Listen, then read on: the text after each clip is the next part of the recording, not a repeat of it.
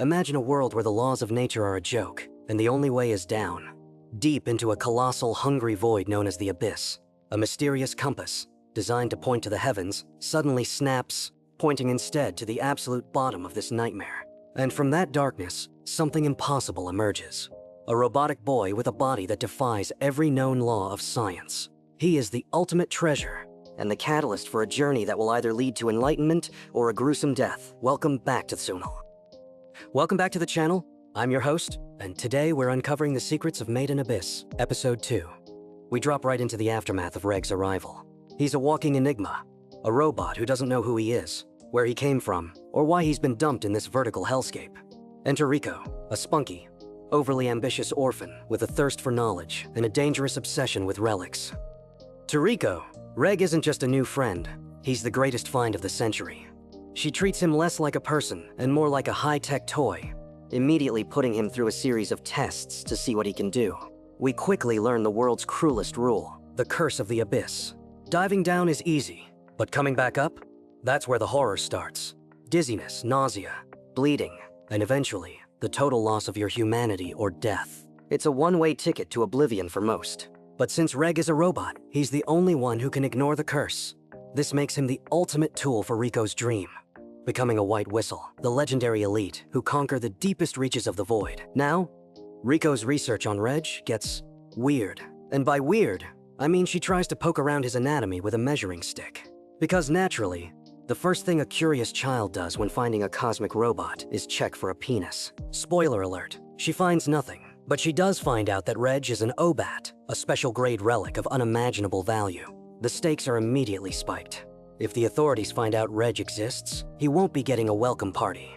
He'll be disassembled for parts. To save him, Rico concocts a lie, pretending Reg is just another orphan who had an accident. It's a flimsy cover story, but it works because the adults in this town are apparently as gullible as they are complacent. As Reg settles into the 𝙒𝑃𝘃 orphanage, we see the clock ticking.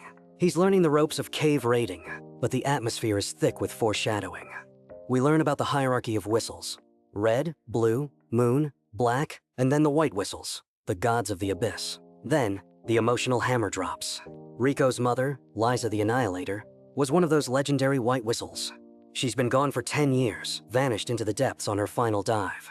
The town treats her like a hero, but Rico's connection to her is a raw, open wound. The tension peaks when a white whistle, the actual physical pipe, is returned to Rico.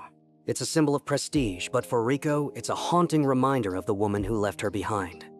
The episode shifts from whimsical discovery to a crushing emotional revelation. Rico's teacher reveals the truth about her birth. Rico wasn't born in a hospital. She was born inside the abyss, in the 4th layer. Her mother, 𝙒𝑃𝘃, risked everything, abandoning a special grade relic and the corpses of her comrades just to ensure Rico survived the ascent. The cost of Rico's life was her mother's reputation, her wealth, and eventually, her presence. Rico's very existence is a miracle born from a mother's desperate love. And the curse that plagues Rico's eyes is the permanent scar of that journey. The weight of this sacrifice hits like a freight train. Rico isn't just searching for a mother. She's searching for the woman who gave up the world just so Rico could breathe. But wait, the episode doesn't end with a hug. It ends with a mystery. Rico receives a sealed letter from her mother, but the content is fragmented and cryptic. I wait, at the bottom of the underworld. This is a massive red flag. Why would a letter written 10 years ago speak in the present tense? Look closely at the way the letter is written. The symbols are strange, almost as if they weren't meant for human eyes. My theory? 𝙒𝑃𝘃 didn't just disappear. The abyss doesn't just kill people, it transforms them. If the curse of the abyss causes dehumanization, there is a terrifying possibility that 𝙒𝑃𝘃 is still down there. But she might not be human anymore. She might be waiting at the bottom not as a mother, but as something the abyss created. If that climax gave you chills, do me a quick solid and smash that like button. It takes 1 second and keeps the anime dream alive. Drop your wildest theory in the comments, hit subscribe, and I'll catch you in the next recap.